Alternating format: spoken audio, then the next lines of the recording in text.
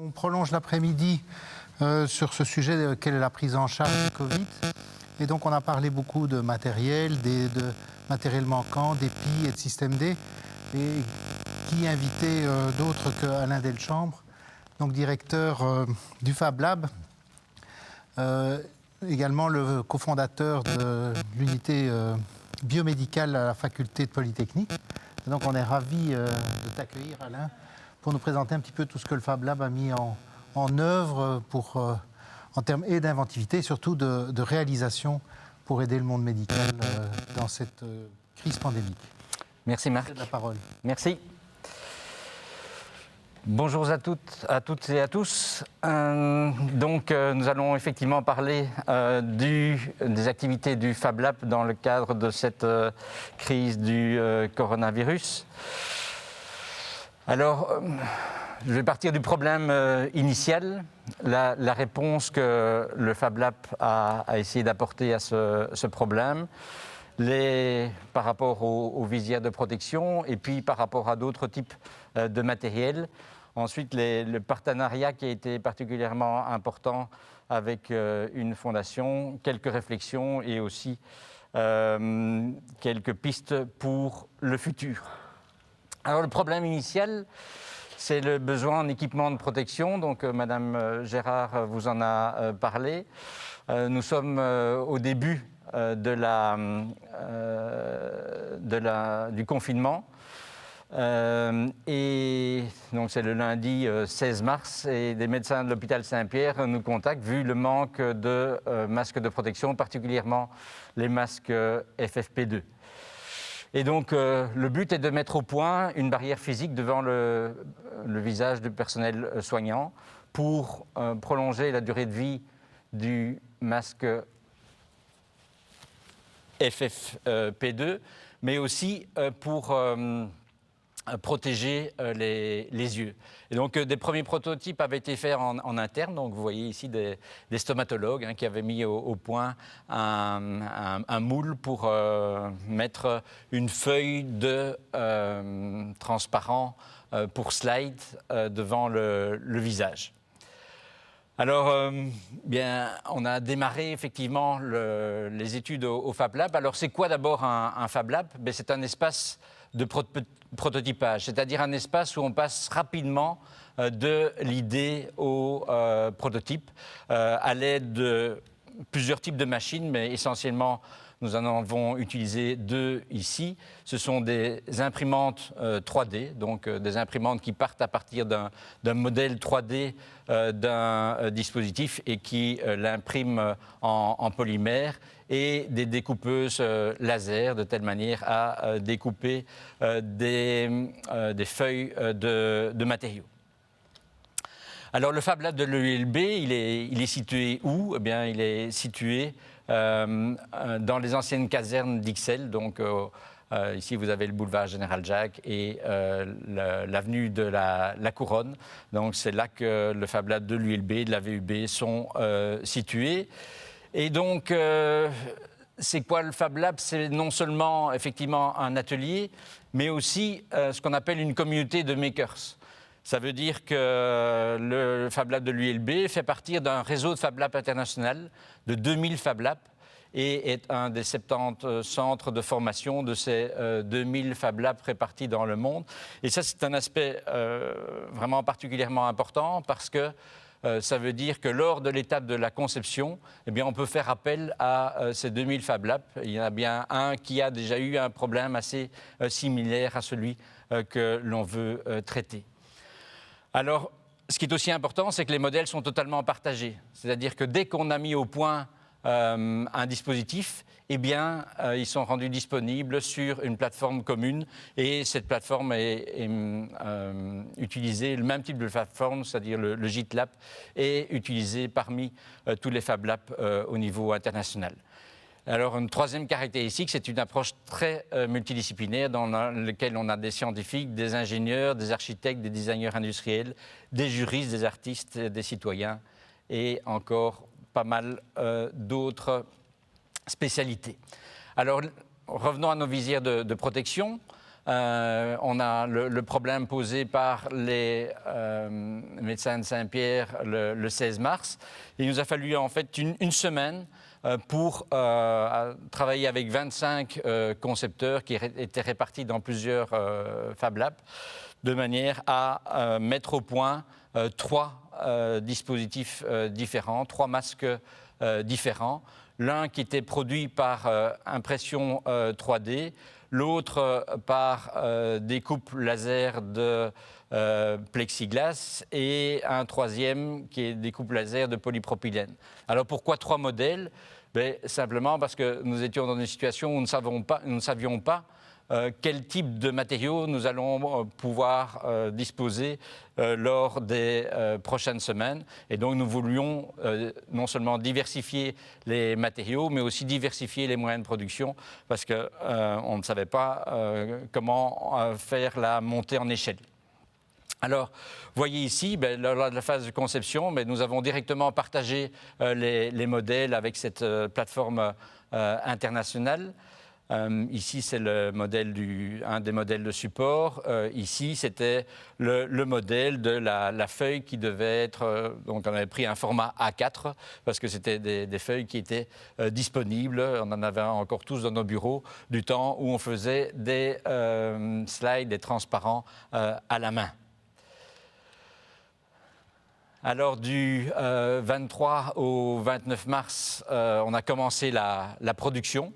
Et donc, vous voyez qu'on était capable assez rapidement de produire 500 à 600 masques par jour. Les productions étaient très locales dans différents types de Fab Labs, donc à Charleroi, Andenne, Tournai et Mons. Et chaque Fab Lab fournissait les hôpitaux de sa région. Et puis un chiffre encore, les autorités ont au total enregistré 4 269 contaminations chez nous. Alors on le rappelle, c'est une indication puisque tout le monde n'est pas testé. Et parmi les contaminés, il y a environ 170 infirmiers et médecins qui ont dû être écartés. Ce personnel soignant, on l'a vu, il manque encore de protection. Mais voici un coup de pouce, celui d'ingénieurs belges. Avec des médecins, ils ont mis au point des surmasques, des visières protectrices et une partie a déjà été distribuée en hôpital. Thibaut Balthazar. Voici 2 surmasques fabriqués à partir de plaques de plexiglas. À chacun son avantage. Ce masque-ci a pour avantage d'être fabriqué très facilement, donc on en produit en moins d'une minute grâce à la découpe laser. Celui-ci est réalisé à l'impression 3D, est beaucoup plus confortable et serait réalisable sur un maximum d'imprimantes 3D chez des particuliers par exemple. Une vingtaine de chercheurs ont travaillé sur la conception de ces modèles. Tout est parti d'échanges verbaux avec l'hôpital Saint-Pierre spécialisé dans la lutte contre le Covid-19. Ils demandaient de l'aide aux ingénieurs pour faire face au manque de masques P2.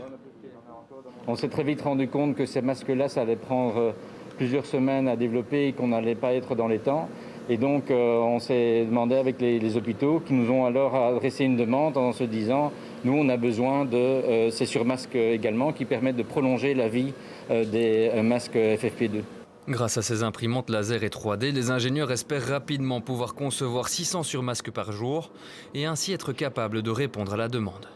Donc l'hôpital de Saint-Pierre nous a demandé de produire 1500 surmasques qui protègent effectivement le personnel des projections extérieures et c'est ce que nous produisions ici. Une fondation a accepté de faire un don de plusieurs milliers d'euros pour financer les matières premières. Cet organisme réunit médecins et ingénieurs. Il souhaite étendre la distribution des surmasques à tous les hôpitaux du pays.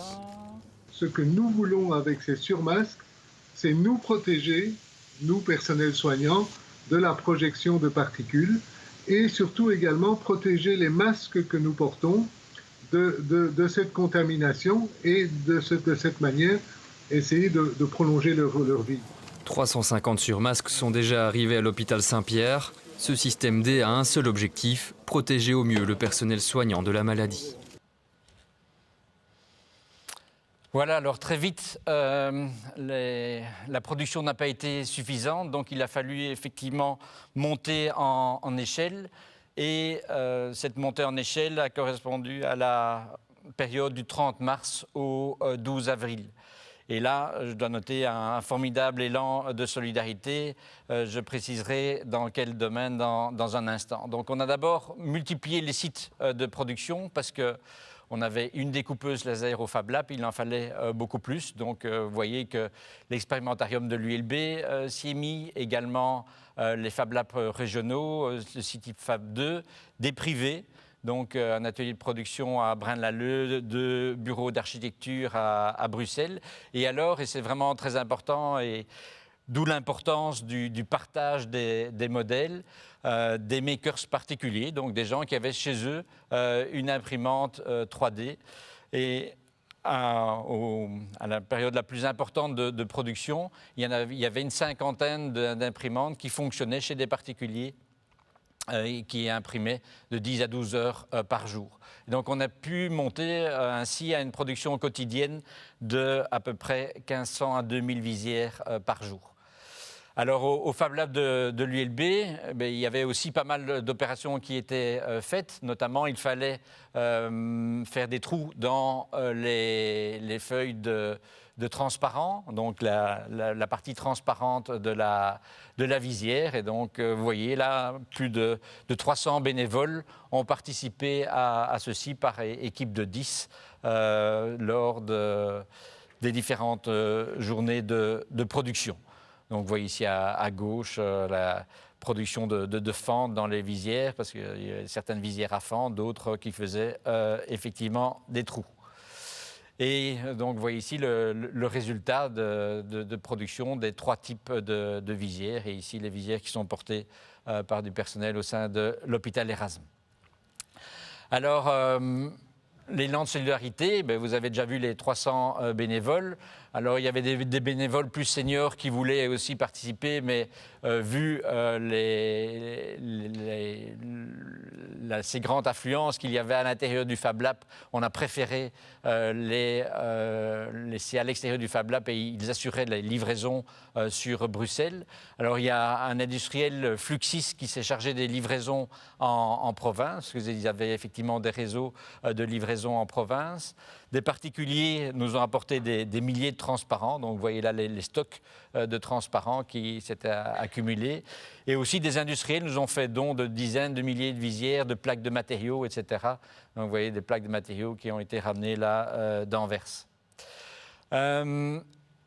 Après le 15 avril, on doit bien se dire que les machines du Fab Lab, qui sont quand même des machines de prototypage, n'est pas des machines de production, ont commencé à montrer des signes de fatigue et donc on a dû passer dans une autre phase, une 3e phase, qui est l'industrialisation. Et donc là, on a trouvé effectivement en Belgique des industriels qui ont pu faire très rapidement des moules.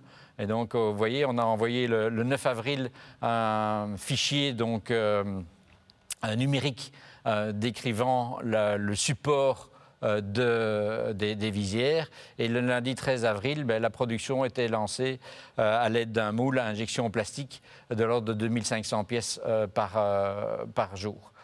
Et également, cet industriel a développé un système qui permettait de trouer les visières. Et donc, vous voyez le bilan, nous avons finalement sur les 8 semaines produit 100 000 visières et effectué à peu près 7 000 livraisons un peu partout dans le pays, à la fois dans les hôpitaux, les maisons de repos, les maisons de soins, les cabinets privés, etc. Alors, il y a eu d'autres demandes. Donc, il y avait aussi la demande de blues. Alors, je dirai un mot sur les blues dans un instant, mais en essayant de concevoir ces blues, on s'est rendu compte qu'on pouvait aussi très simplement avoir des surtabliers de protection. Alors, pourquoi on pouvait avoir ça simplement ? Parce qu'on avait trouvé, ça produisait encore en Belgique, les producteurs de sacs poubelles. Et donc, ils nous ont proposé effectivement de nous livrer des rouleaux de polyéthylène qui ont été découpés donc, par des bénévoles. Donc, on avait développé 4 postes de découpe comme ceci. Un poste de découpe comme ceci pouvait produire 1000 tabliers par jour. Donc, nous en avions 500 000 tabliers par jour, c'est bien ça. Et donc, nous avions 4 postes aussi. Donc, 4000 tabliers étaient produits chaque jour et Erasme en consommait à peu près 1500. Alors les blouses aussi, nous avons essayé de faire des blouses à partir de polypropylène que nous avions trouvé dans la région de Bruges. Alors là, ça a été un peu plus compliqué parce que Madame Gérard vous a montré le modèle là, qui a été essayé. Alors nous avons pu en produire, mais là, la production demandait vraiment d'avoir une machine industrielle et je reviendrai là-dessus dans un instant. Alors, il y a eu d'autres choses qui ont été produites. Les pompiers qui n'avaient pas de masque de protection, ils avaient des masques à gaz. Et ils sont venus chez nous avec les masques à gaz en disant on a les masques à gaz et on a les cartouches. Et le problème, c'est que les cartouches des masques à gaz, ils ne vont pas sur nos masques à gaz que nous avons à l'heure actuelle parce que le modèle a changé. Qu'est-ce qu'on a fait ? On a conçu un adaptateur. Et donc, ça, c'est en collaboration avec Marc et son fils qui a conçu, effectivement, il est ingénieur, il a conçu l'adaptateur de ces masques à gaz et on en a pu en produire environ une centaine. Alors, il y a eu d'autres types d'adaptateurs. On a parlé tout à l'heure du masque Décathlon, masque de plongée. Il fallait faire un adaptateur pour effectivement avoir la liaison avec le système d'alimentation en oxygène. Ceci a été produit pas par nous. On a produit un modèle sur un imprimante 3D, mais une de nos spin-offs, donc une des sociétés qui exploitent les résultats des recherches qui sont faites dans le domaine biomédical, a conçu un moule qui a permis de faire ces adaptateurs. Alors on s'est aussi lancé dans les écouvillons. Alors là, ça a été un petit peu plus complexe parce que on devait avoir un retour également sur le matériau. Un moule a été conçu, quelques prototypes ont été faits, mais là, on n'a pas été jusqu'au bout parce qu'on avait des capacités effectivement de tests assez limitées à l'époque et on n'a pas pu mener ce projet à bien, mais je pense que ça vaudrait peut-être la peine d'y revenir. Alors aussi, Madame Gérard vous a parlé de l'étanchéité des masques. Vous voyez les masques que le personnel avait.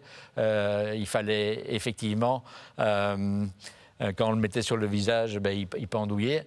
Et on a produit également de l'ordre de 30 000 serre-têtes pour l'hôpital Erasme par découpe laser de polypropylène. Voilà. Alors, le partenariat avec la Fondation Michel Kremer. La Fondation Michel Kremer est une fondation qui a toujours soutenu, depuis une dizaine d'années, la collaboration entre ingénieurs et médecins. Donc, elle nous a apporté ici son soutien financier pour que nous puissions commander les matériaux, mais pas que. Nous avons pu avoir son soutien pour beaucoup d'autres choses, notamment la communication.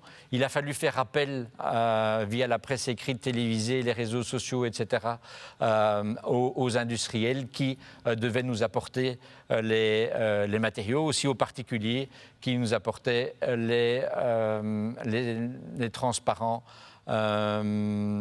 pour faire les visières. Alors, elle nous a aussi sécurisé en fait les approvisionnements. Ça, c'est quelque chose qui est très important. D'ailleurs, c'est quelque chose qu'on voit à l'heure actuelle dans les vaccins, notamment. On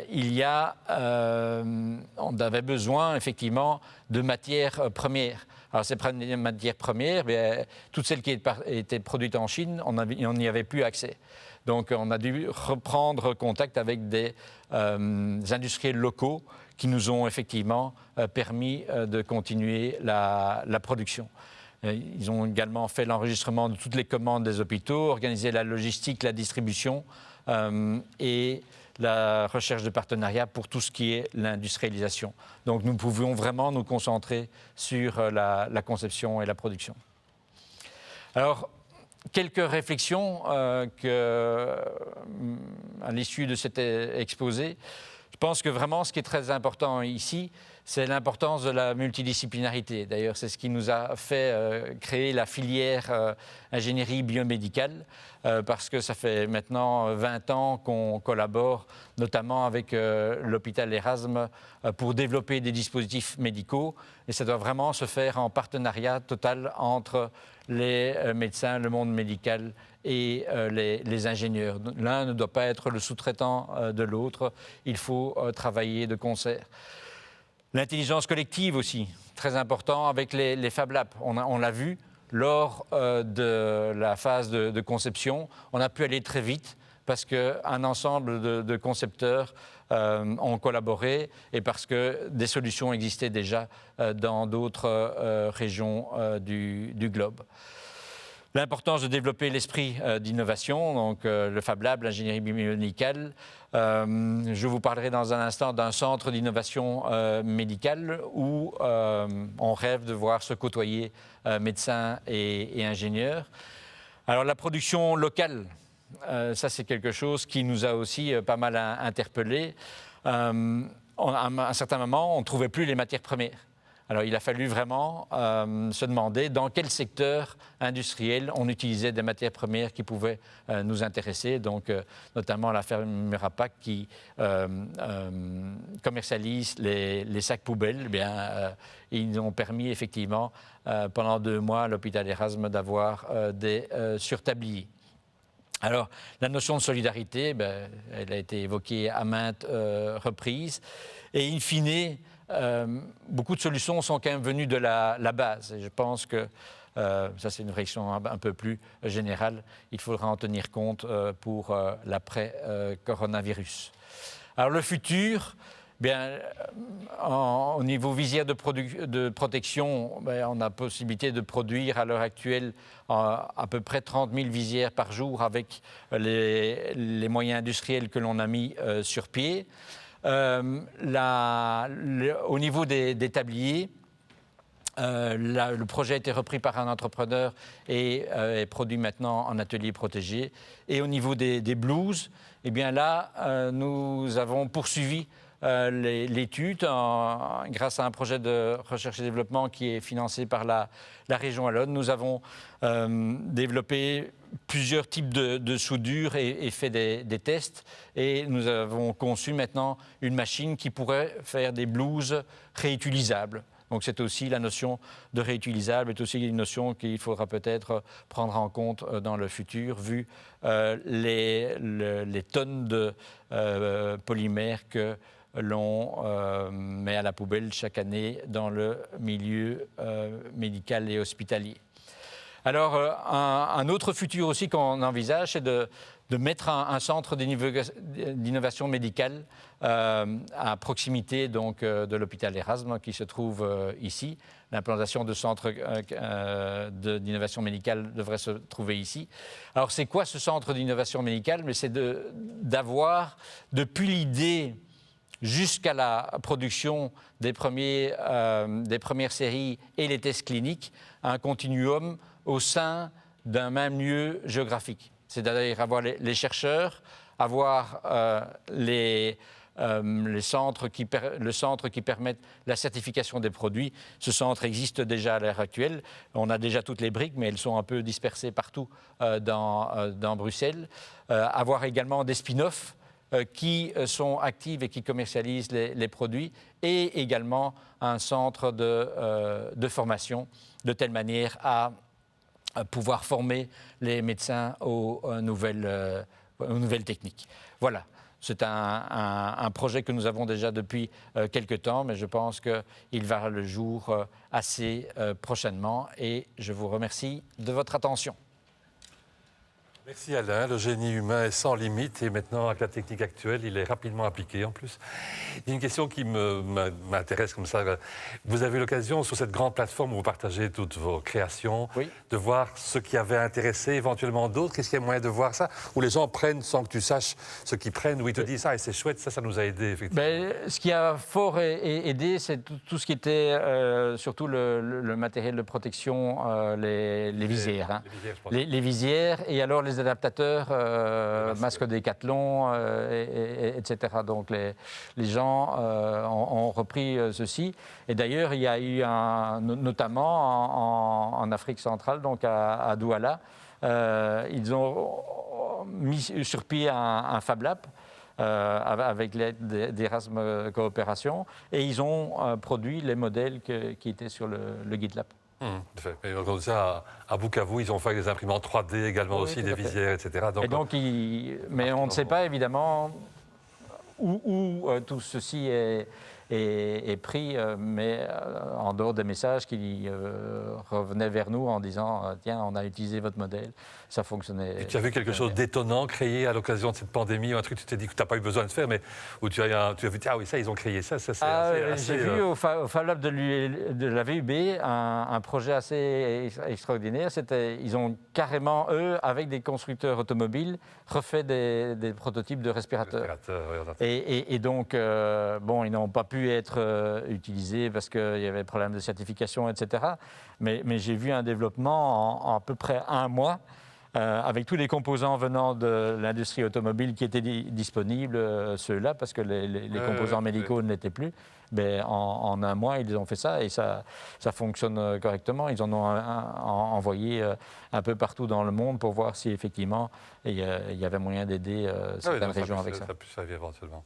Ok, c'est très chouette. Oui, il faut souligner qu'en médecine générale, nous en avons reçu aussi de ces visières, mais que largement nous ignorions tout le travail en amont qui nous a permis de les recevoir dans nos cabinets et donc d'assurer quand même notre sécurité.